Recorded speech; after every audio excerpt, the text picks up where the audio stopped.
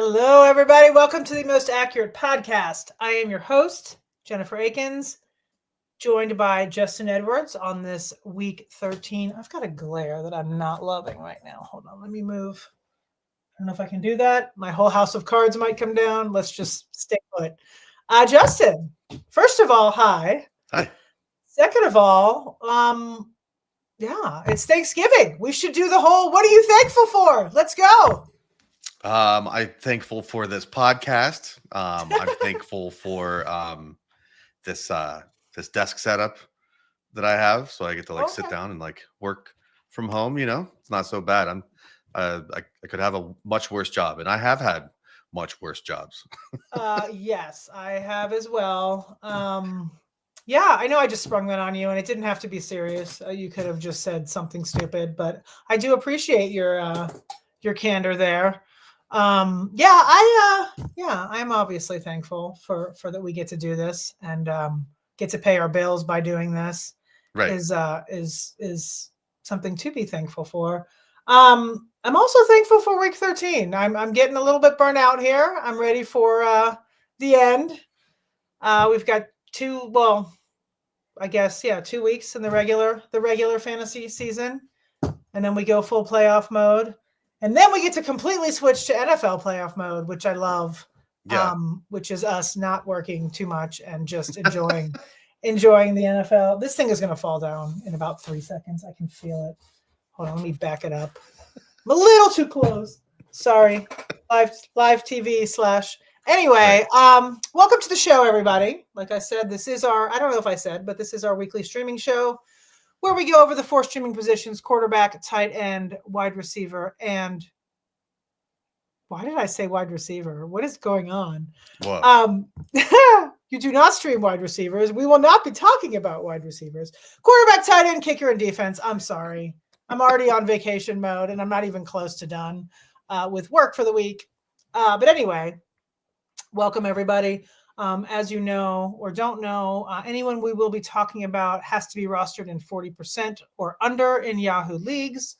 So if your favorite person or someone that you would like to stream this week is, higher roster than that, we're not going to talk about them, but they're probably still good, considering it's not a great week in the streaming streets, at least for my end of the deal here. But we'll get to that in a minute. First, let's kind of go over last week and wrap up. Oh, I got signed out of my Google Sheet. So wait a second there. That's always fun. Oh, always something, right? We can never just smoothly go through this podcast ever. But I guess that's part of the fun. All right, we're back. Right. Okay. So last week, quarterbacks, I was very clear that there was one good quarterback and the rest were not.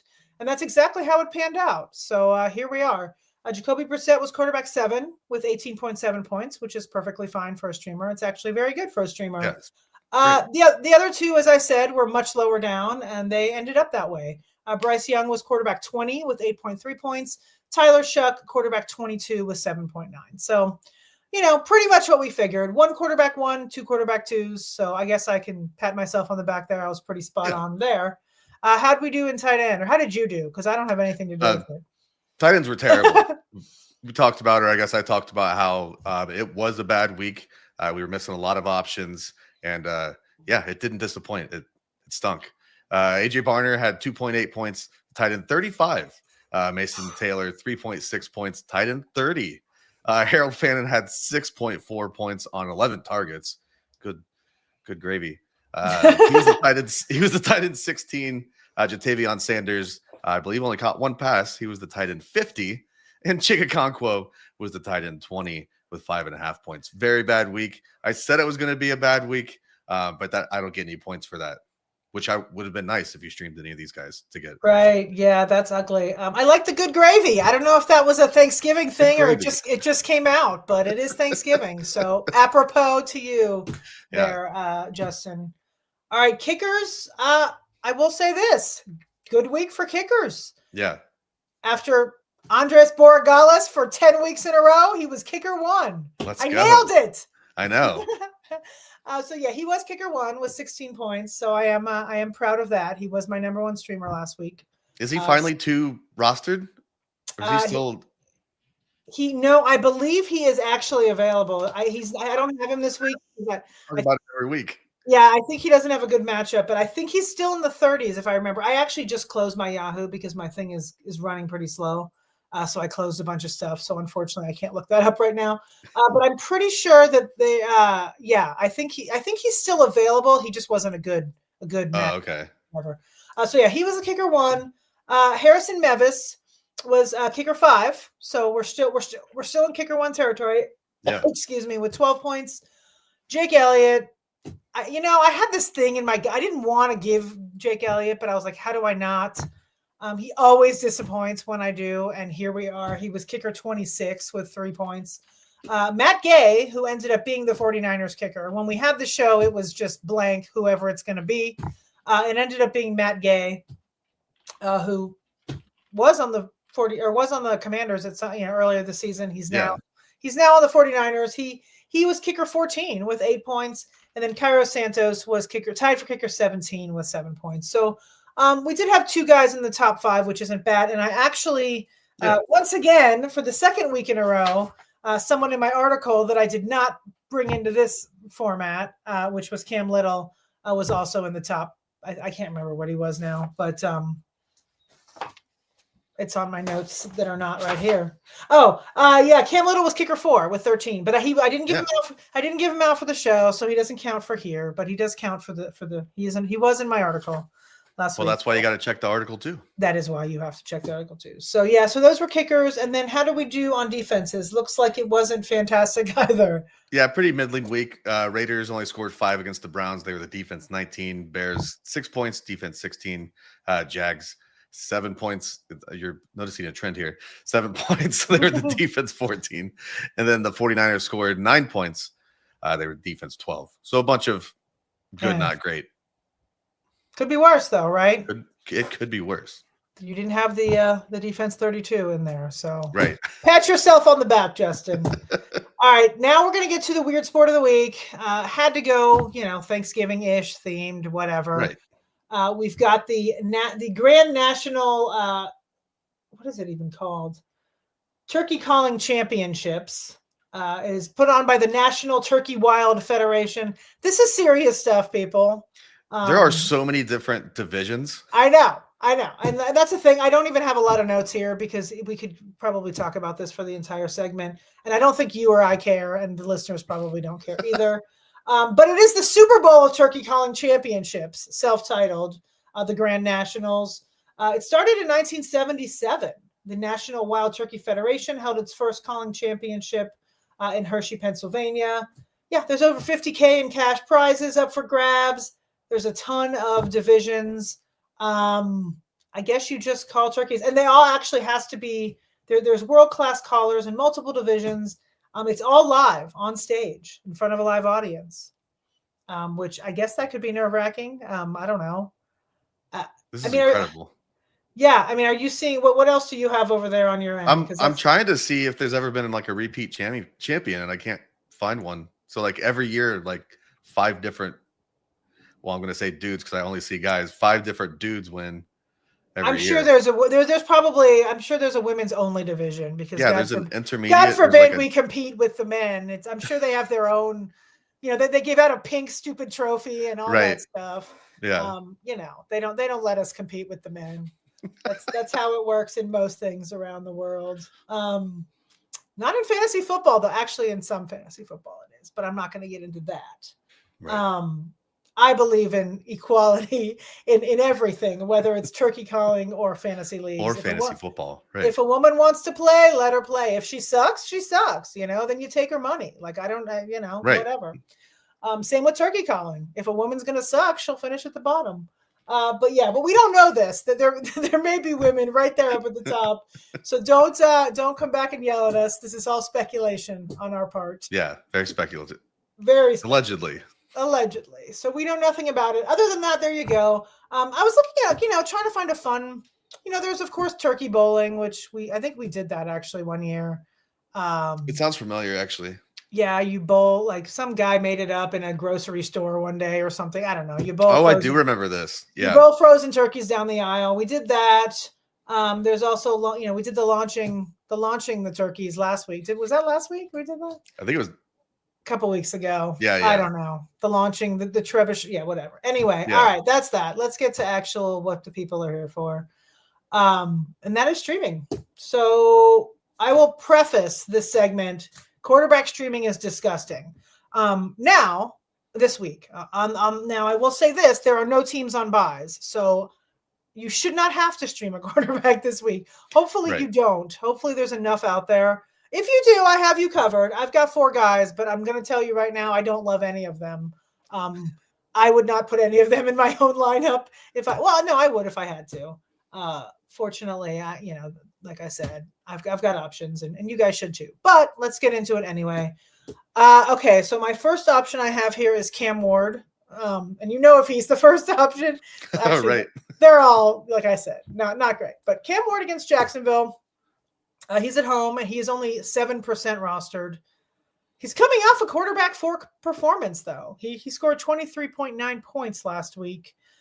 So he's got a nice soft spot to land again against Jacksonville, who are 27th in quarterback schedule adjusted fantasy points allowed. So Cam Ward seems to be playing all right. He's got his other his DK. Why can't I think of his first? Chimera DK, who was on my bench, who scored like 30 something points. And the crazy thing is, I actually had him in, and I swapped him at the last minute for I don't remember who, but they did not score 30 something points. So should have kept him in. But anyway, so Cam Ward is my number 1. Like I said, there's no with a bullet here. They're all evenly gross, but he's been running a little bit the last couple of weeks. Exactly. Yeah, he'll get you some points on the ground, and he's fine if you need him. And like I said, he's available in 93% of leagues, so he's there. Second guy I have, similar situation, Tyler Shough. He's on the road against Miami. He is 10% rostered. Tyler Shough was the team's leading rusher last week. I don't know if you know that. It was pretty brutal out there. And you've got, I'm sorry to all of you who have Alvin Kamara. It's rough. But Tyler Shough was the leading rusher, so there's that at least. Miami's 20th against the quarterback. So once again, not a fantastic option, but an option. Third guy I have is Kirk Cousins on the road against the Jets. He is only 9% rostered. He had 199 yards, 2 touchdowns last week. In his first his first starting thing, this iteration, I guess, of this. Yeah. The Jets are 25th against the quarterback this season. London may be back, may not be back, probably not. But, once again, Cousins is a guy that's going to be out there against a team that's not that great. So that's that. And then the fourth one here I have is Tua Tagovailoa against the Saints at home. He's only 17% rostered.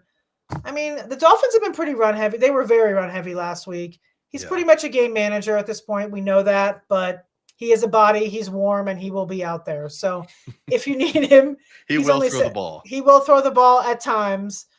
He will hopefully run and slide and not get hurt if he does run. And that's that with Tua. So we've got Cam Ward, Tyler Shough, Kirk Cousins, Tua Tagovailoa. There you have it in all their non-glory.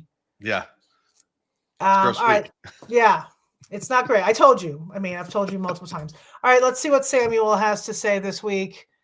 Okay, horrible record this year and out of it. Well, that's too bad, Samuel. Keeper question for next year's draft. Better keeper option, Pickens 7th round, Vikings D 8th round, Bo Nix 10th round, Njoku 12th round, Tracy 13th round, or Josh Downs 14th round. Justin, have at it. You're a dynasty keeper guy. I think it's definitely George Pickens here. Assuming he's back. He's performing as like a 2nd round pick right now. The Vikings D definitely not there. Bo Nix probably not.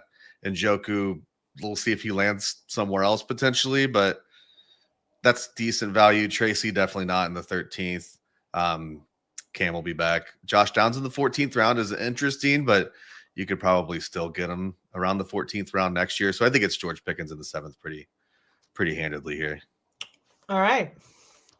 I agree with you, actually. Let's see. We've got one more here from Jelly of the Month. We haven't seen you in a Jelly minute. of the Month Club. Yeah, we haven't seen you in a minute. Okay. Happy Thanksgiving. Back at you. I assume your Jelly of the Month is cranberry this month. Oh, yeah. Hunter Henry or pickup stream at Strange. Henry by week 14. Have room roster both PPR. Do you want to wait till we? We'll talk about Strange here in a second, but it's probably going to end up being Strange for me. Okay, that's what I thought. Okay, let's get to. Well, speaking of transitional into look at this tight ends. Go for it. We're professionals.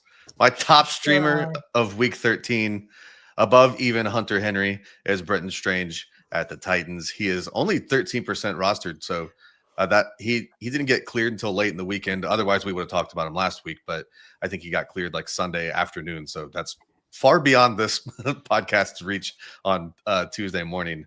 But he returned to the lineup, ended up catching all 5 of his targets for 93 yards, with Jacoby Myers and Tim Patrick both spending most of their time on the perimeter. The middle field was open for Strange and Parker Washington, who both had pretty good days. Even if Brian Thomas Jr. does return this week, he's probably going to spend most of his time outside as well.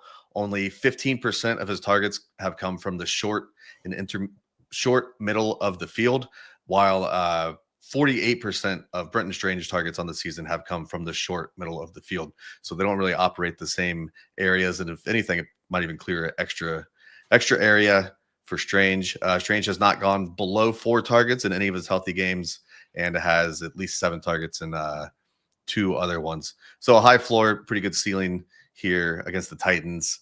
Brenton Strange kind of with a bullet, but we have more options this week for sure.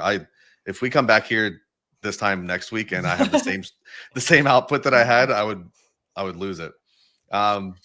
You heard it here, folks. I know. Yeah. Next up is another guy who could come off the IR, so I won't dive real deep into it, because if he doesn't get cleared ahead of Sunday, this is, we're just kind of wasting time and breath here. But Darren Waller does get the Saints. We have no concrete reports that he's actually going to play this week, but they did open his 21. They are opening his 21-day practice window on Wednesday, so he makes for a good stashable option regardless. But if he plays the Saints, I still think he's good to go. He could be limited on snaps, but it doesn't really matter in his case, because he is, quite honestly, their red zone option when he's out there. In the 4 games that he actually logged any snaps, he accounted for 4 of the Dolphins' 9 targets within the opponent's 10-yard line, and he was the only person to score any touchdowns outside of Devin Achane's 1, but he converted all 4 of his targets for those touchdowns. And then there's also the week 5 performance when he caught 5 passes with a 14.0 ADOT. So if he's out there, he's the red zone option, and there's also the possibility that he catches some of these downfield throws from Tua, who you mentioned earlier. So Darren Waller, and then even if he doesn't play, I think he's a good stashable person. Let's see who's next here. Chig Okonkwo gets the Jaguars. We've talked about Chig ad nauseum. No, we haven't at all. Who's that? Every week he's still here, and he's still only 17% rostered. I feel like it's been years of this, though. It's not even just this seriously, season. Yeah. Every different quarterback, different wide receivers. Yeah, he's a streamer every week. Okonkwo, he's completely unused in the red zone at this point, which is interesting. Cam Ward only has 31 pass attempts inside the opponent's 20-yard line, notably behind Carson Wentz, who hasn't played in weeks, Spencer Rattler, who hasn't played in weeks, and Dylan Gabriel, who plays for the Brown and hasn't played for a week and a half. But there is a floor here with Chig Okonkwo. I think the ceiling is kind of terrible, but he's out there if you feel like messing with him. More of a game time decision, I guess. Here is Mike Gesicki against the Ravens at 2% rostered. T. Higgins will presumably. Oh wait, no, scratch all that. T. Higgins is absolutely out this week. I was thinking that he hadn't been ruled out yet, but T. Higgins will not play on Thanksgiving. Just looking at last year's splits with and without T. Higgins, Gesicki had a 18.9% target share without and a 10.7% with T. Higgins. He scored 4.6 half PPR points per game with T. Higgins and 10.8 without T. Higgins. For reference, 10.8 fantasy points this year would be the tight end 6 as a tie between Jake Ferguson and Tyler Warren. So this is a good spot for Gesicki. The reason he's not quite as high is because these splits were without Noah Fant, who we have seen be involved at times this year. So I think Gesicki is a good play on Thanksgiving. Will he reach the same heights as he did last year without Higgins? That's kind of hard to say. And then if for some reason none of those guys are available, which seems very odd, or if you're in an incredibly deep league or a 2 tight end league or whatever, we do have Taysom Hill against the Dolphins. Taysom Hill got 10 rush attempts last week, 8 of which came after Alvin Kamara left the game in the first quarter. There is some touchdown equity here. We've seen across coaching staffs that they'll put Taysom Hill around the goal line when they don't trust their running back. He'll throw a couple passes, perhaps. The Dolphins are 31st in tight end AFPA, but Taysom Hill has 9 inline snaps this season, so I'm not sure how much that actually matters. So to put a little bow on that, we've got Brenton Strange, 13% rostered, Mike Gesicki, 2% rostered, Chika Okonkwo, 17%, Darren Waller, 21%. And if for some reason you can't get any of those guys, Taysom Hill is fine for someone to just avoid a goose egg. Allegedly, hopefully, all those things. Yeah, allegedly.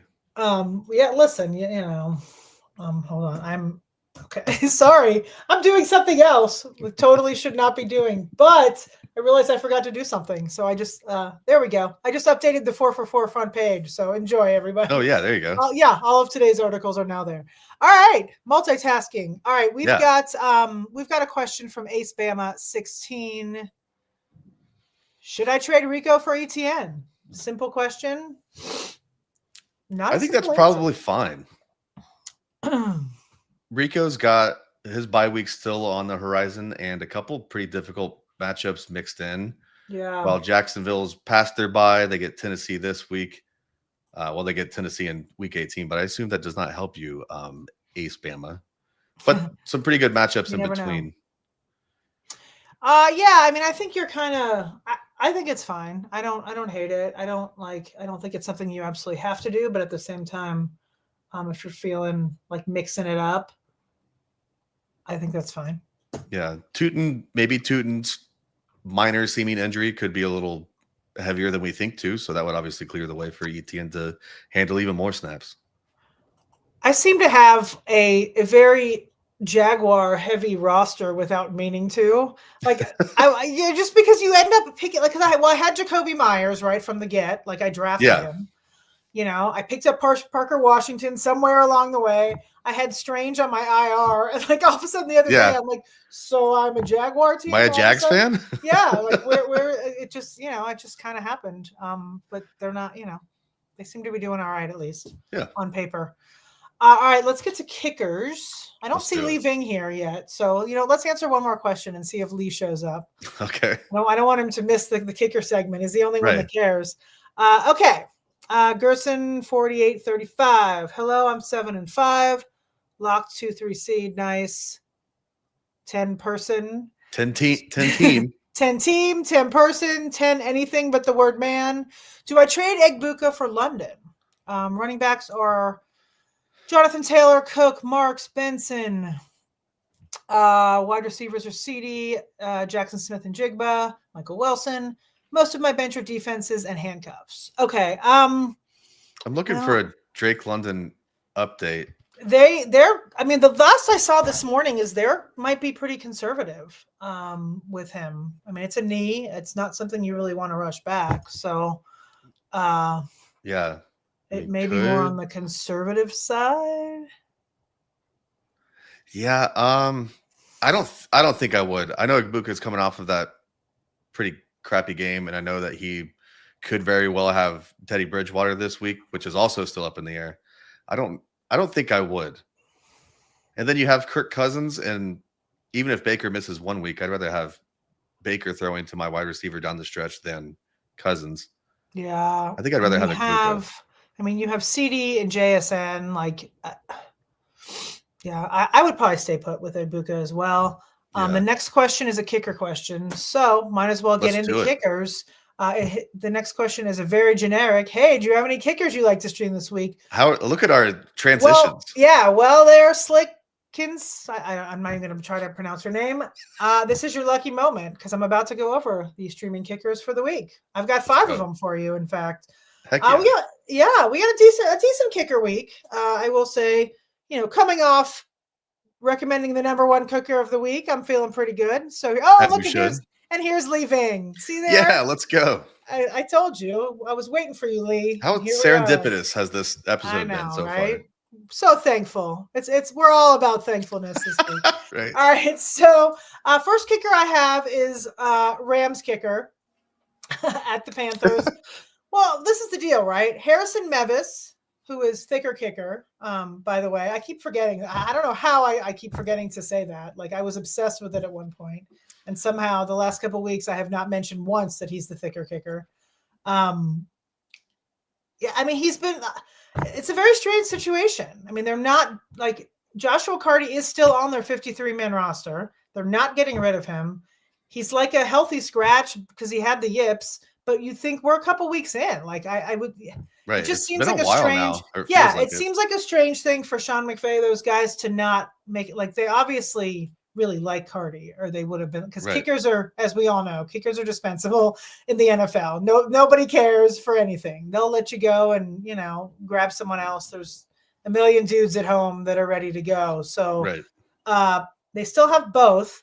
Mevis is 1% rostered. Carty is 10% rostered. So they're both very available. You're just going to have to wait and see again. But they are on the road against the Panthers. They are 10.5-point favorites in this one with a 28.5 team total, which is the second highest of the week. So whichever one it is, I'm guessing it's going to be Mevis because why fix something that's not broken? He's been good. Yeah. So if thicker kicker is it, he's available in 99% of leagues. Joshua Carty, if he fixes the yips, he's there at 90%. Either way, they're my number 1 guy of the week. Then we have Andres Borregales is my second guy. Oh, look at this. I sat here and told you, wait a minute. Oh, wow. Okay. I told you earlier I didn't even know if he was available, and yet I have him, and I wrote him up in my article. That shows where my brain is right now. He is 31% rostered, so he is still streamable. He is at home against the Giants, coming off a kicker 1 performance. He is the Patriots are 7.5-point favorites in this one with a 27-point team total. So solid chance for Borregales to have another repeat performance of goodness this week.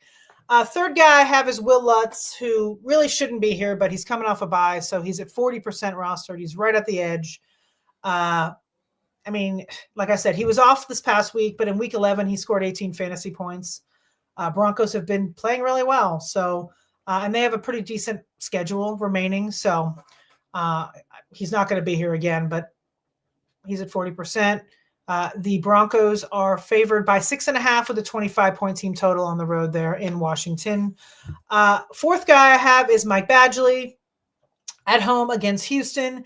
He is available in 90% of leagues. The Colts are 4.5-point favorites with a 24.25 team total. So Badgley, good option also in those deeper formats. I have one more for you who is deep pick if you're in a league where none of those guys are available, and that's Riley Patterson at home against the Saints. We've talked about this game quite a bit already, the Dolphins Saints, which is strange. Well, not really. It's a streaming show, yeah. So right. That's why. On a regular show, you're not fired up and talking about that. But anyway, Riley Patterson at home against the Saints.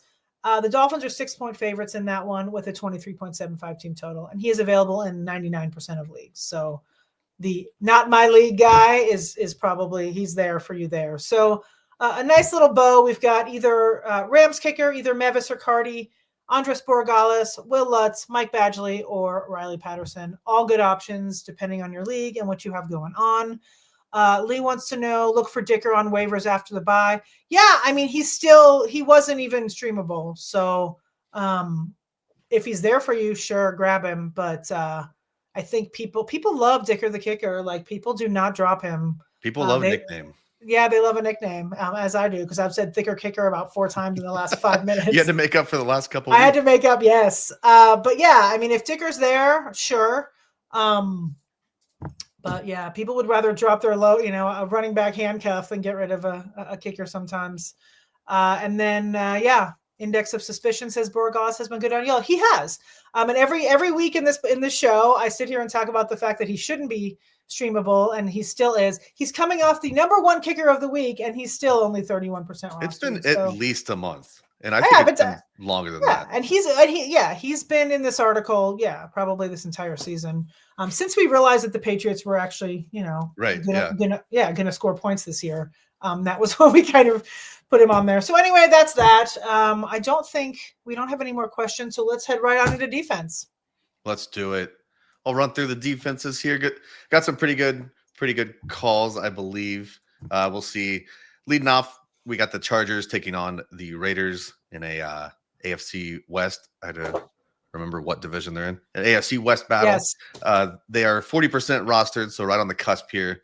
Chargers haven't really been world beaters as of late. They had a lot of defensive injuries, but Geno Smith took 10 sacks last week, so that's a pretty good reason to chase after the Raiders offense. This was the 6th time he's taken at least 4 sacks, so that in and of itself creates a pretty good floor for a DST. So Chargers is up top, and then still a few pretty good plays below them, though. 49ers head to Cleveland.